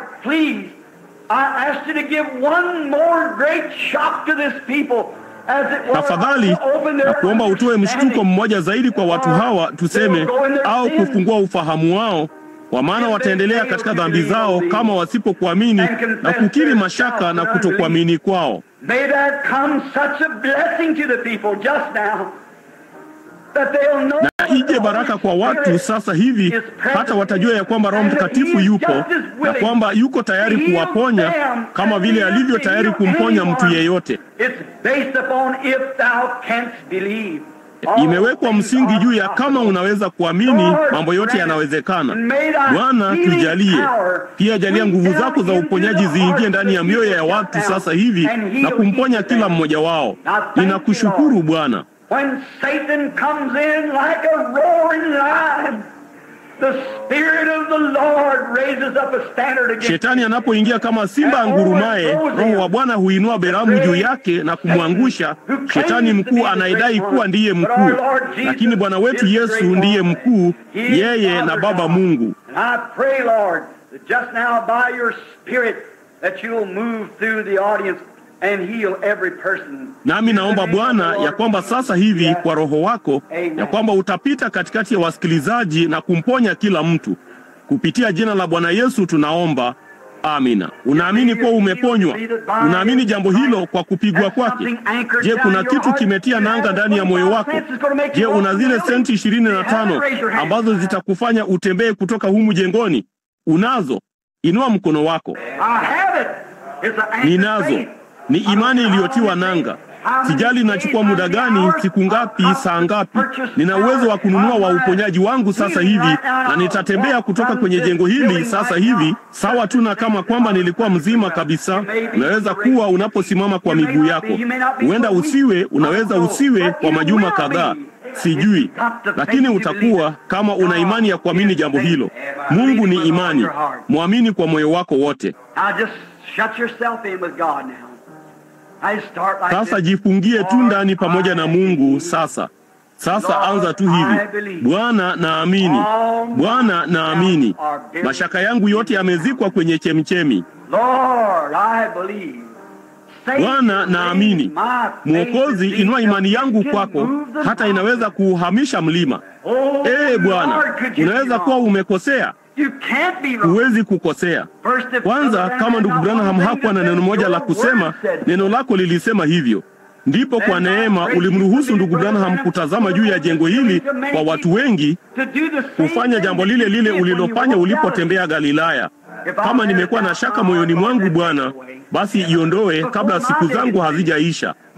Kabla sijaitwa kujibu kwenye hukumu, niondolee dhambi yangu ya kutokuamini na unifanye kuwa wako sasa hivi. Jalia niwe wako. Mungu awabariki, ndiyo maombi yangu. Na wale sasa, wakati mkiomba mkiwa mmejifungia ndani pamoja na Mungu, kulikuwa na wale walioinua mikono yao ambao walitaka kutembea pamoja na Mungu, mlitaka kumfungulia mioyo yenu. Madhabahu iko wazi sasa, rafiki yangu. Ningewaalika kila mmoja wenu kuja hapa madhabahuni na kupiga magoti na kusema, Bwana Yesu, uturehemu. Nataka uingie moyoni mwangu. Ondoa mashaka yangu yote. Ondoa hofu zangu zote. Ondoa ubinafsi wangu. Toa kila kitu nawe uingie ndani. Ingia moyoni mwangu na uwe Bwana. Lo, ninaamini wewe ni mwokozi wangu, lakini hujawa Bwana wangu. Mungu akubariki ndugu. Jina la mtu huyu ni Davis, anatoka Virginia. Yuko hapa kuacha tabia ya kuvuta sigara na kinyongo kidogo ambacho ameshikilia moyoni mwake dhidi ya mpendwa fulani tangu alipokuwa mtoto. Hiyo ndiyo sababu yuko madhabahuni asubuhi ya leo. Sasa njoo. Unaalikwa kuja madhabahuni sasa. Piga magoti hapa mbele ya Kristo wa Mungu. Usiangalie maskani ndogo nyenyekevu. Angalia ni nani aliye humu ndani asubuhi ya leo, mwokozi wetu aliyebarikiwa. Waweza kuja, umealikwa. Bwana Yesu anakungojea uje ili kila roho utakaso itoke moyoni mwako. Dear children of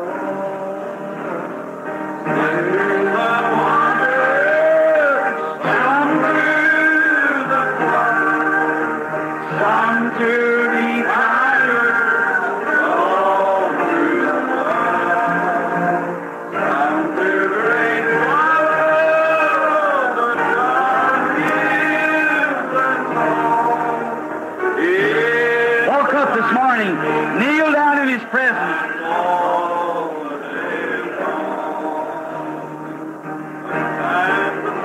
Panda juu asubuhi ya leo. Piga magoti katika uwepo wake. God leads His dear children along. Sometimes in the valley, in the darkest of night, God leads the dear children along. Some through the water, some through the flood, some through the trial, all through the blood, some through great sorrow, but God gives us all. In the night season and all the day long, some through the water, some through the blood, some through the trial, but all through the blood, some through great sorrow, but God gives us all. In the darkness and all the day long, and the Arnold and one have saved in our fold. God leads His dear children along. Through race we can conquer if all our feet. God leads His dear children along. Je, hutamruhusu akuongoze? Some through the water, some through the blood, some through the fire, all through the blood, some through great sorrow, God gives us all.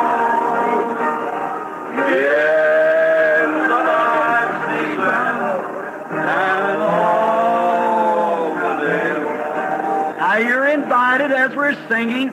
If God is not Sasa umealikwa tunapoimba. Ikiwa Mungu anabisha moyoni mwako, upate kufungua moyo wako, kuona uwepo wake, kufurahia baraka za yeye kuwa Bwana wako, mtawala wako. Je, hutasahau tu ya kwamba uko katika maskani hii ndogo ya kale, na uje hapa kwenye kiti cha enzi cha neema yake na kupiga magoti pamoja na watu hao wengine wanaolia na kuufungua moyo wako ili aweze kufungua ufahamu wako ili uwe mtoto wake na kumtumikia. Kwa mara nyingine tena tunaimba mstari wa mwisho wa wimbo huu, umealikwa. Sasa njoo. Away from the fire and away from the clay, God leads His dear children along. Away up in glory, eternity day, God leads His dear children along. Some to the water, some to the Lord, some to deep trials, all through the blood.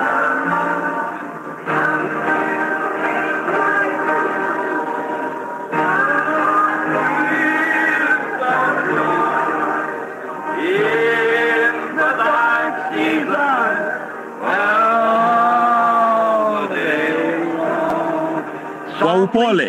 Some through the water, some through the flood, some through the fire, but all through the blood. Some through great sorrow, but you understand? Gives us all. In the night season, but all the day. Reverently we bow our heads now in the presence of the great Kwa uchaji tunainamisha vichwa vyetu sasa katika uwepo wa mfalme mkuu wa utukufu, mfalme mkuu wa amani. How thankful we are that you've raised your hearts open to this great man. Jinsi tunavyoshukuru jinsi mmeinua mioyo yenu wazi kwa roho huyu mkuu aliyepo sasa. Yeye anijiaye mimi sitamtupa nje kamwe. Haijalishi mahitaji yako ni nini. Yoyote myaombayo mkisali, aminini ya kwamba mnayapokea nayo yatakuwa yenu. Mungu hufanya hivi kwa ajili yetu. Sasa watoto, mkiwa humu jengoni popote pale, inamisheni tu vichwa vyenu. Iweni na kichwa kabisa wakati ndugu yetu anapoomba, nawe utapokea hicho ulichoomba. Bwana awabariki sana sasa wakati dada akiendelea na kuimba kwake pole pole sasa. Our Father in heaven, we thank you this morning for this great manifestation of your precious love and power here in our very presence and in our midst. Thank you this morning for the disposition of heart to mind the Holy Ghost. That each one here that is represented before this altar this morning did not come to wooden railings and to floors and benches, but they are coming to you, Lord.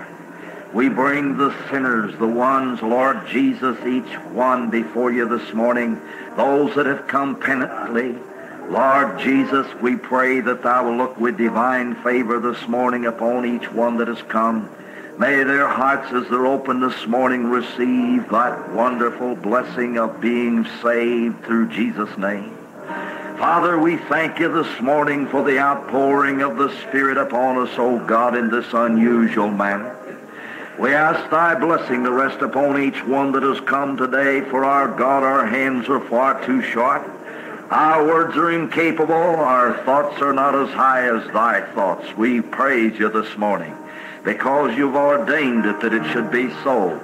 We pray that you'll look upon each one of us this morning as we come rededicating, as we come consecrating, as we come before you this morning for whatever our need may be. May you look upon us today.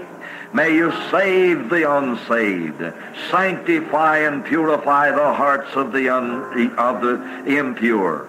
We pray this morning, O God, to fill with thy Spirit each one of us, Lord. Oh, how we pray this morning that you'll fill with the Holy Spirit from on high each and every believing heart. May you settle it this morning, O God, and may we settle it in consecration and dedication. May we withhold nothing this morning. May we, with an unreserved manner, give all of ourselves unreservedly to you this morning. Let us have open hearts, O God. Help us if there's something that holds. Help us this morning if there's something that seems too difficult to give up. We pray this morning to bless each one that is here consecrating and confessing and believing before you, knelt about this place in any part of this building. May you receive and accept them this morning and satisfy that deepest yearning of their heart. Oh, we cry unto you this morning, Father, in this hour answered prayer. Meet the need, O God, and may many souls go from this place this morning with their hearts prepared to know for themselves and not another that the matter is settled, that the old account is finished, that you have settled it this morning by your saving and sanctifying and redeeming grace. Bless each one that's here, Father, and undertake for them. Meet the need about this altar. And as we arise this morning in faith, God, go with us and lead us along. As the old song has said, you lead your dear people along. Bless us then and undertake, and we'll thank and praise you for it, for we ask it in Jesus' name and for Jesus' sake. Amen and amen. Amen.